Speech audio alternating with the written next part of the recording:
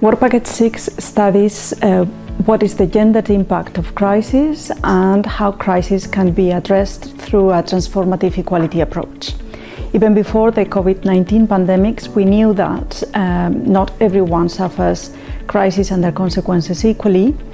But after the COVID-19 pandemics, some have said that crises are actually magnifying glasses for inequality. Our work starts from the idea that the difficulties that equality laws and policies have in the face of crisis might be due partially, at least, to the notion, to the idea that we have of crises themselves.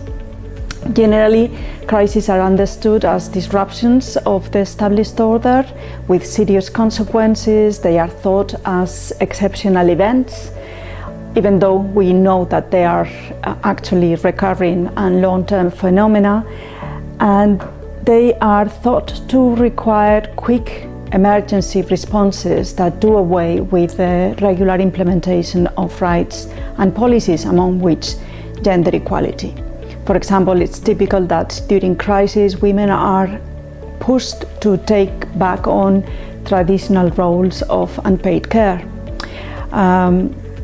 Work Package 6 looks at crisis in a different way.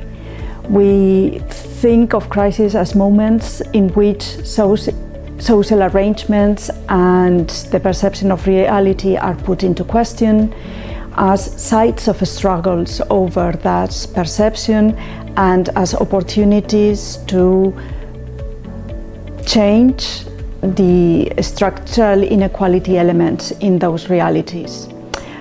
We are testing the transformative equality approach on 3 examples of crisis: the housing crisis, the crisis of the public pension system, and heat waves.